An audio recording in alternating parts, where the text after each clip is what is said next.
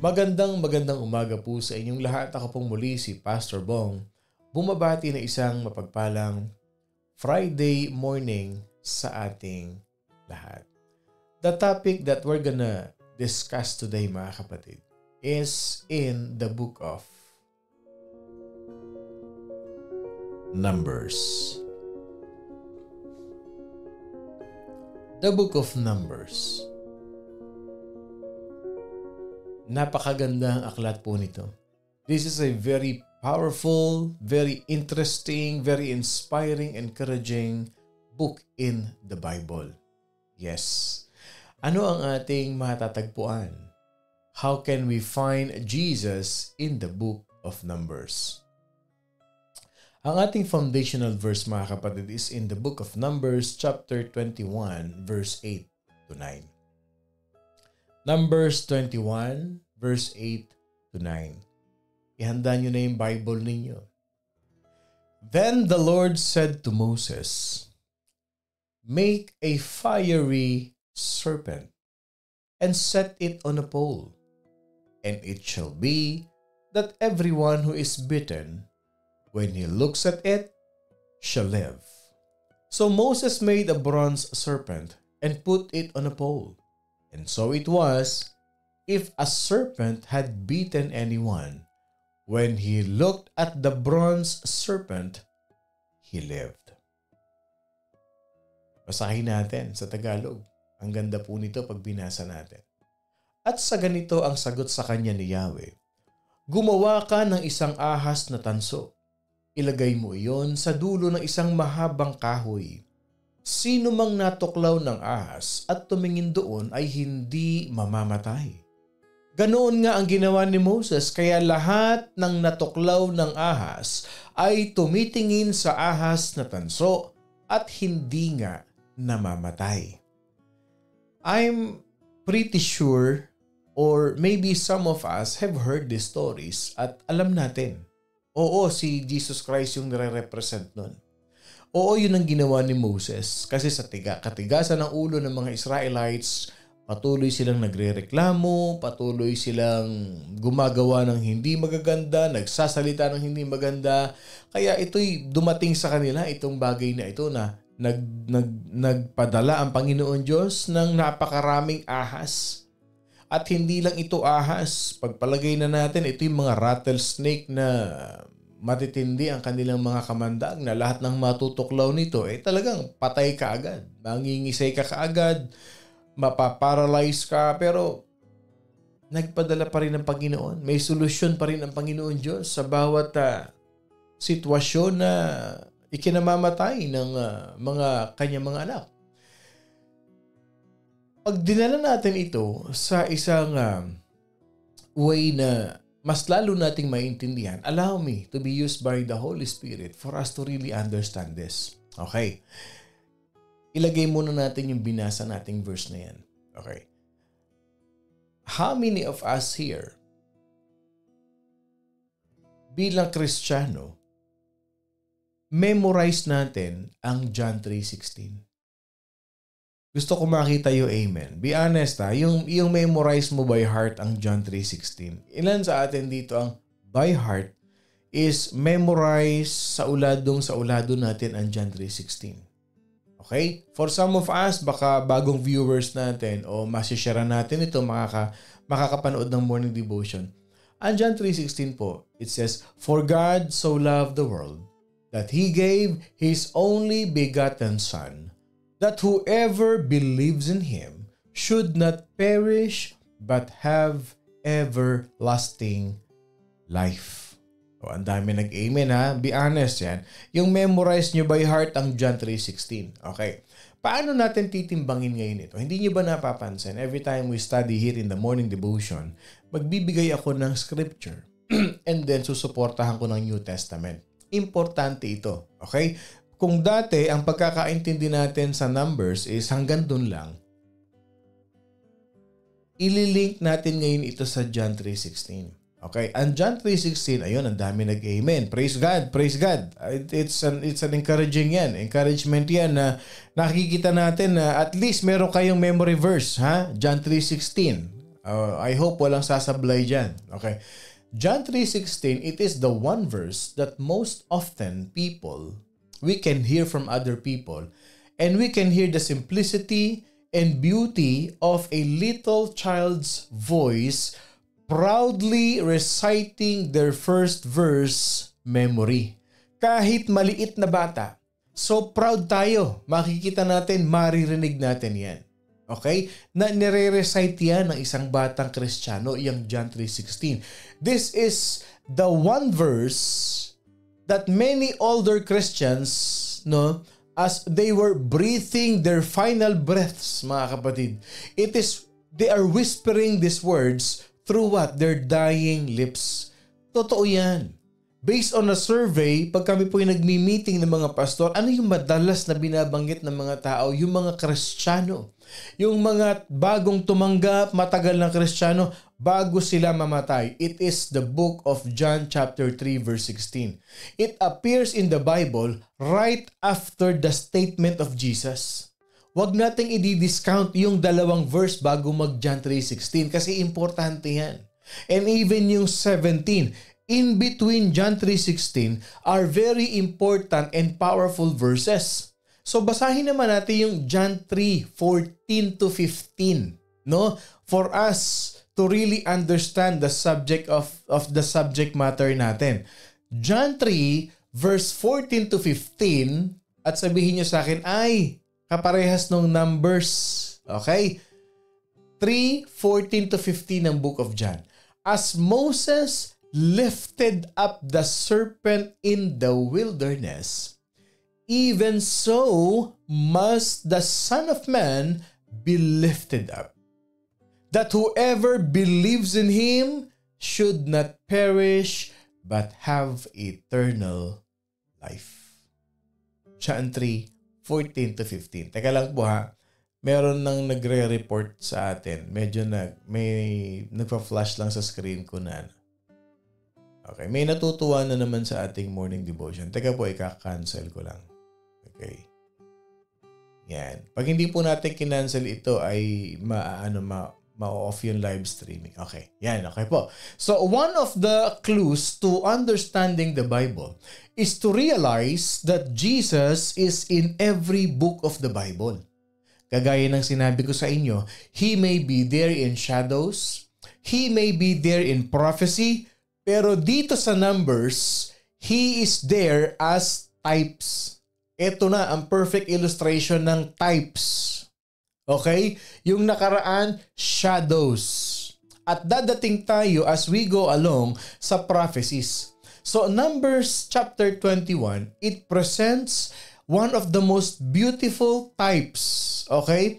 Kaya sa theology, sa Bible study, sa Bible school, mga kapatid, itong Numbers na ito, napaka-exciting nito eh. That is the reason why I am sharing this to you. Gusto kong ma-excite kayo, ma-inspire kayo dito. Okay? Kasi it is a perfect illustrations of types in the Old Testament that represents Jesus Christ.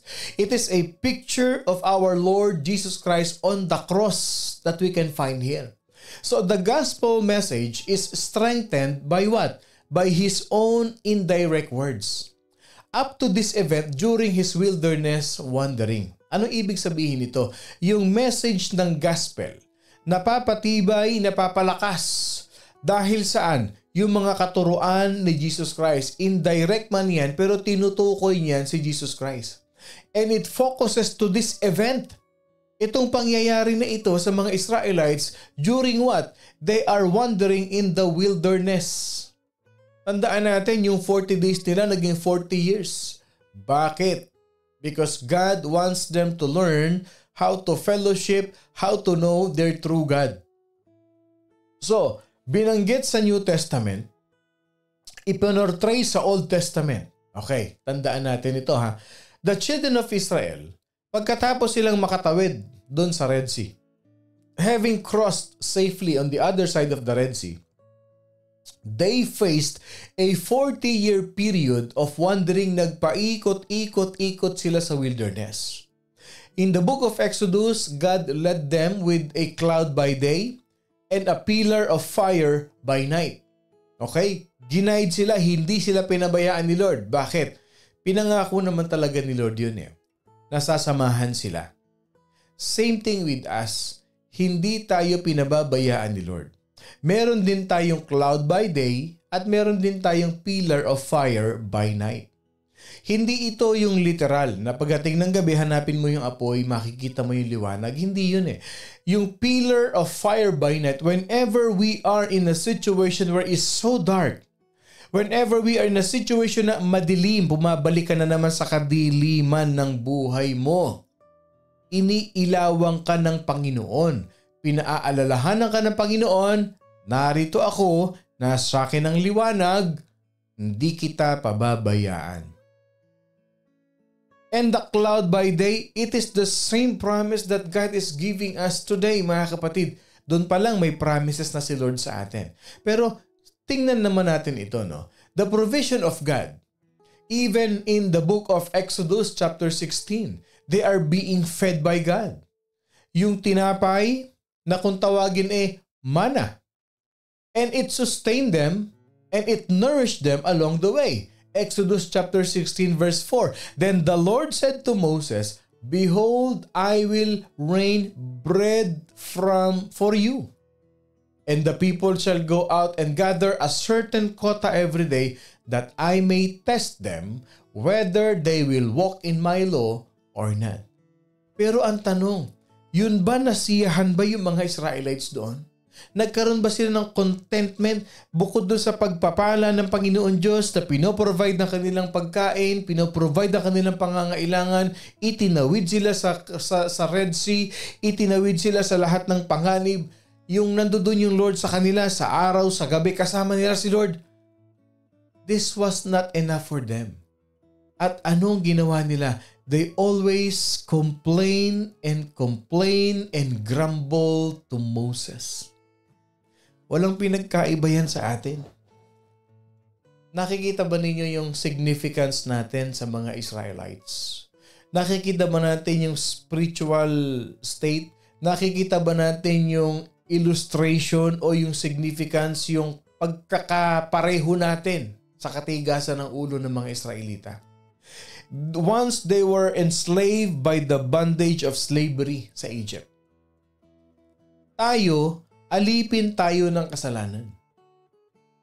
Yung mga Israelites, pinalaya ni Lord.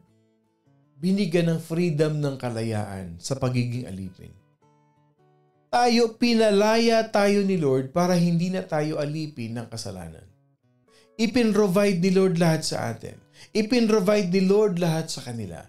But despite of those provisions, despite of those favors na binigay ni Lord, bakit ang tigas pa rin ng ulo natin? Wala pa rin tayong alam gawin kundi magreklamo at tumatalikod tayo, hindi tayo sumusunod sa utos ng Diyos. The Israelites, they did not like the way they were being led. And they did not like the way that they are being fed. Hindi nila gusto yung ginagawang pamumuno ni Moses. Bakit? Every one of them, they want to be on top of everyone else. Mas gusto nilang, akala nila, mas deserving sila ang mamuno kaysa kay Moses. Ayaw nila yung pamumuno ni Moses. Ang dami nilang reklamo, ang dami nilang plot na ginawa, ang dami nilang mga masasamang binala kay Moses. At hindi lang yun. Hindi pa sila nasiyahan na pinoprovide ni Lord yung pagkain nila araw-araw. It is a test for them. God is holy. And the same Bible that says He is a God of love reveals that He is also what? A God of justice. Ang Diyos ay banal. Pero sinasabi rin ng ating Panginoong Jesucristo, sinasabi rin ng Bible is also saying, the same Bible na nagsasabing ang Diyos ay pag-ibig, is the same Bible that says God is also a God of justice. Who, judges the rebellion of those He calls His own. May paghuhusga rin. May judgment din sa mga rebellious people. Sa mga rebellious spirit. Because our God is a God of just. Our God is a God of grace, God of mercy and forgiveness. Pero may justice. May justice yan. Anong nangyari? Numbers 21 verse 6. So the Lord sent fiery serpents among the people, and they beat the people, and many of the people of Israel died. Anong sabi ng Bible? These bites were fiery or intense or painful. Yung kagat ng ahas, mainit mga kapatid. Intense, matindi yung pagkakakagat sa kanila ng ahas. At painful, masakit. That is how the serpents beat them. They sent fiery serpents. Pwede naman sabihin ng Bible, venomous serpents. Pero bakit ginamit yung fiery serpents? Take note from that word, mga kapatid. As a pastor, kilala nyo naman si Pastor Bong. Word per word, hinihimay natin ito eh. Ibig sabihin, yung venom, yung kamandag ng ahas na yun, their venom turned their victims, turned their nerves into a burning fever. Yun po yung pag-aaral nun. Ibig sabihin, pagka natuklaw ka ng ahas na ito, para kang sinusunog, para kang inaapuyan. Pag dumaloy sa dugo mo, when it comes to your nerves, it will flow into your nerves. It's like a burning sensation. Kaya fiery serpents, mga kapatid. And the bites of the snakes are fatal. Many Israelites, they died on the spot. And some of them, while they are panicking, they have full of fear. The people admitted their sin. And they called on to Moses. Sabi nila, Moses, hilingin mo sa Panginoon Diyos na alisin itong mga ahas na ito. Nag-repent sila kaagad. Nag-admit sila ng kanilang sin. Pero dito pa lang sa pag-aaral na to, ano ang remedyo ng Diyos? God's remedy was to make a bronze serpent. Ano pa? Put it on a pole. And then He promised that everyone who is beaten, yung verse 8, everyone who is beaten, when he looks at it, he shall live. Same thing, mga kapatid. Same thing. Tignan ninyo ha. Tignan ninyo. Dito kayo ma-amaze. The same God who does not remove sin from our life, He did not do the same with the serpents. Hindi niya inalis yung ahas. Napansin niyo ba? Napansin niyo ba yan? But He did something much more incredible, much more amazing, and much more sufficient. He put His own Son on the cross. Hindi ba? Nung nag-admit ng kasalanan yung mga tao, nag-repent sila, nabuhay at hindi mamamatay sa kagat ng ahas. Pero hindi niya inalis yung ahas. Makuha natin. Same principle. Yung kasalanan nandyan eh. Yung kasalanan nasa atin eh. Pero, pag nag-repent ka at naniwala ka sa anak ng Diyos, mapapalaya ka sa kasalanan. Bakit naman serpent? Okay. Why is it a serpent of bronze? Okay, para maintindihan nyo ha, let's go deeper to this. The serpent is a picture of sin in the Bible. Tandaan nyo, huwag nyo kakalimutan yan ha. Ang ahas, mga kapatid, it is a picture of sin. Ito ay anyo ng kasalanan sa Bible. Okay? When Jesus Christ was crucified on the cross, He took all the sin of the world in His own body.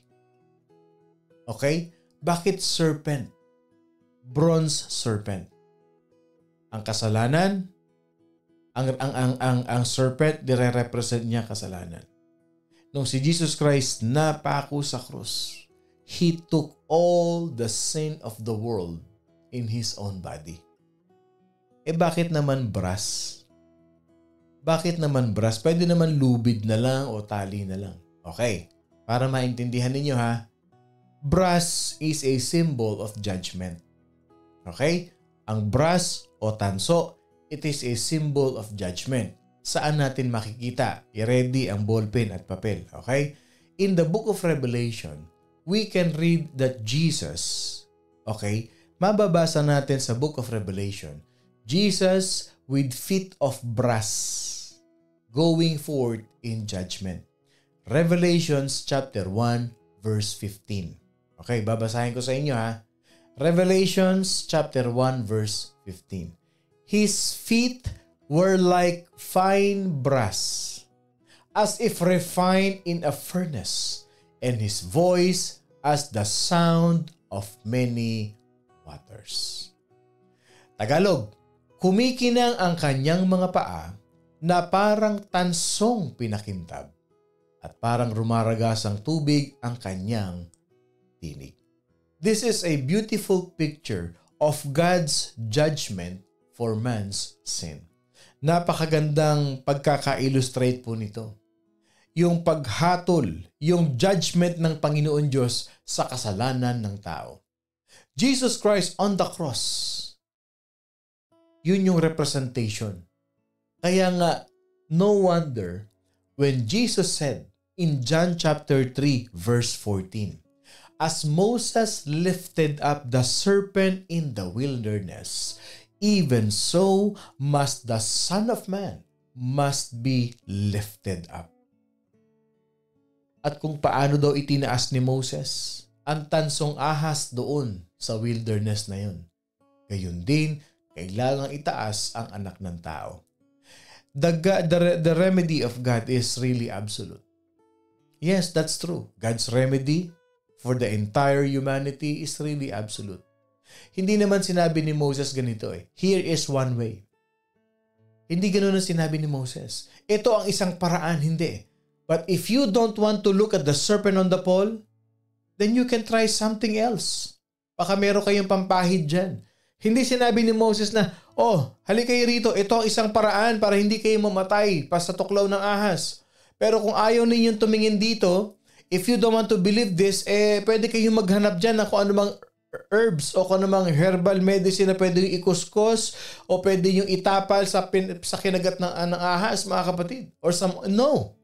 There was only one remedy for the sin, for the Israelites, mga kapatid.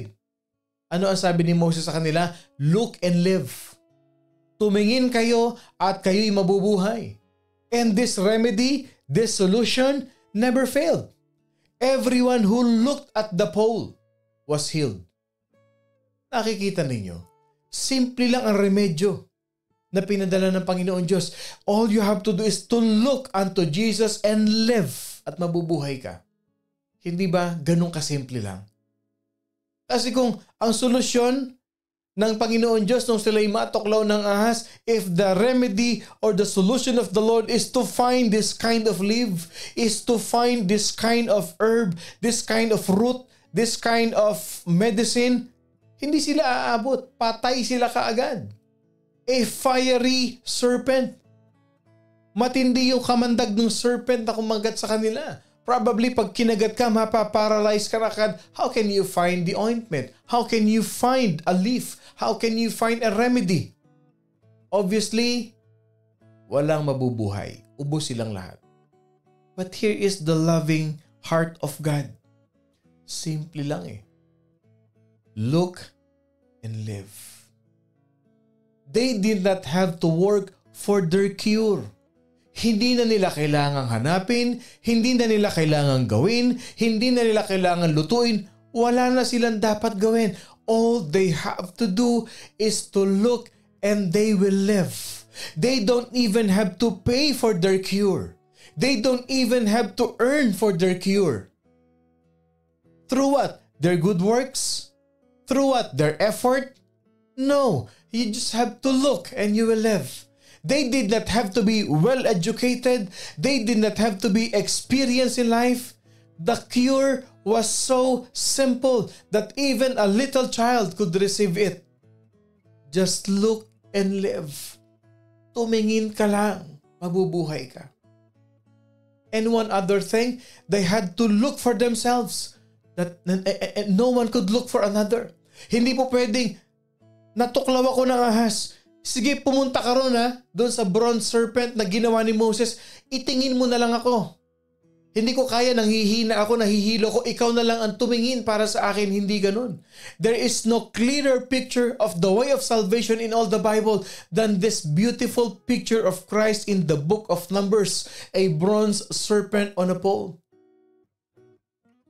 They had to look for themselves.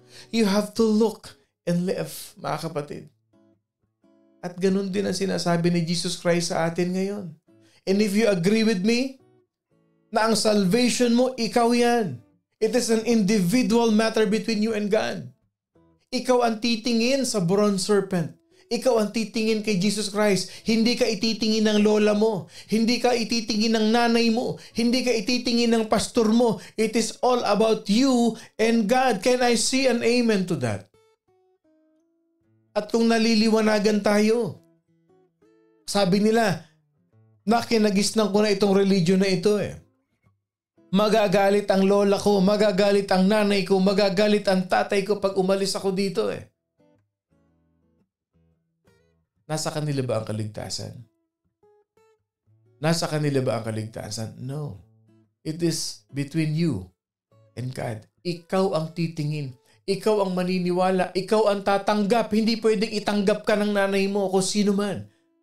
Nobody can look for you but yourself. No one could look for another. Ikaw ang titingin. Parang sinasabi ni Jesus Christ sa atin yan ganito. Look at me and live. And anyone can look. You can look. I can look. At hindi mo kailangan may social standing ka. Hindi mo kailangan mayaman ka. Hindi mo kailangan graduate ka. No. You don't have to have that social standing or political power to look. It does not require an educational background. It does not demand moral excellence. The worst sinner can look to Jesus and live. Kahit na anong kasalanan mo, kahit kaano kabigat ang kasalanan mo, kapatid, if you will just look to Jesus, mabubuhay ka. To look to Jesus in faith, it seems so simple, yet it is all God's requirement. Simple lang, pero nire-require ng Diyos yan para tayo maligtas. Jesus shows up in the book of Numbers to remind us of what? His sacrifice on the cross. For whom? For you and for me. The book of Numbers, the bronze serpent, represents Jesus Christ na kung sino man ang titingin mananampalataya sa Kanya, magkakaroon ng buhay na walang hanggan at matutubos sa kamatayan sa impyerno, kapatid. Simple lang. Just as Moses lifted up the serpent in the wilderness, so is the Son of God, our Savior, our Lord Jesus Christ, lifted up on the cross. And as we end, ito ang good news. Everyone who looks to Him will live for eternity. You will live forever. Kapatid, what a perfect picture of our Lord Jesus Christ that we can find in the book of Numbers. Kaya kahit saan sa Bible, mahahanap natin, matatagpuan natin ang ating Panginoon Diyos. I hope this revelation to us reveals a very powerful understanding on how can we find Jesus in the book of Numbers. Kapatid, kung meron ka pang mga kamag-anak, kaibigan, kakilala na alam mong wala pang relationship kay Jesus Christ, or you might be listening right now, hindi mo pa lubos na nauunawaan ang Panginoong Hesus sa buhay mo. God wants you to be set free. Ayaw niyang mamatay ka dahil sa tuklaw ng ahas. Ayaw niyang mamatay ka dahil sa kasalanan na pumasok sa buhay mo. Ayaw niyang mamatay ka na patuloy kang mabuhay sa kasalanan dahil magkakaroon ka talaga ng kamatayan eternally pag hindi ka tumanggap, tumingin by faith sa ating Panginoon Diyos. At kung handa ka nang tanggapin si Jesus Christ sa buhay mo, don't miss this opportunity. I will lead you para tanggapin mo siya sa buhay mo. Sundan mo lang ako, kapatid, sa maiksing panalangin na ito. Lord, I admit that I am a sinner. And you died on the cross to redeem me from eternal death. Thank you for the forgiveness of my sins. Today, I accept you as my Lord and personal Savior. Rule my heart. Rule my life. I surrender to you. Amen. Amen. Kapatid, kung sinundan mo yung panalangin na yan, congratulations. You have just looked upon to Jesus. You have just looked to Jesus today. And congratulations for receiving eternal life in heaven. Tayo po'y manalangin. Maraming salamat, Panginoon, sa kabutihan mo sa amin ngayong araw na ito. Thank you for your goodness, your mercy, and your grace. That as you have forgiven us, redeemed us, Lord God, and as we repent and ask forgiveness, Lord God, for whatever things that we have thought, said, and done, we praise you and we love you, Lord God, and thank you for giving us another chance, another life, and victories, Lord God, that is coming on our way. Salamat sa buong Morning Devotion family. Pagpalain mo ang bawat isa. Ingatan mo ang bawat pamilya namin. Ingatan mo ang bawat isang family nitong Morning Devotion. Salamat sa provision, sa healing, at sa lahat ng pinagkaloob mo sa amin ngayong umaga. Sa iyo ang mataas na papuri at pagsamba, Panginoon Diyos. We love you, Lord. We love you so much, Jesus. May we enjoy the rest of the day, blessed and safe with our families and loved ones. As we pray all of these things in the name of the Father, the Son, and of the Holy Spirit. In Jesus' name we pray. Amen and amen and amen. Magandang umaga pong muli sa inyong lahat. Ako pong muli si Pastor Bong, bumabati na isang mapagpalang Friday morning sa ating lahat. Laging tatandaan, we are saved by the blood of Jesus. He is the serpent on the cross. And we can find Him anywhere in the Bible. Ganyan tayo kamahal ni Lord. Huwag na huwag kakalimutan, we are blessed by God. I love you all, mga kapatid, with the love of the Lord.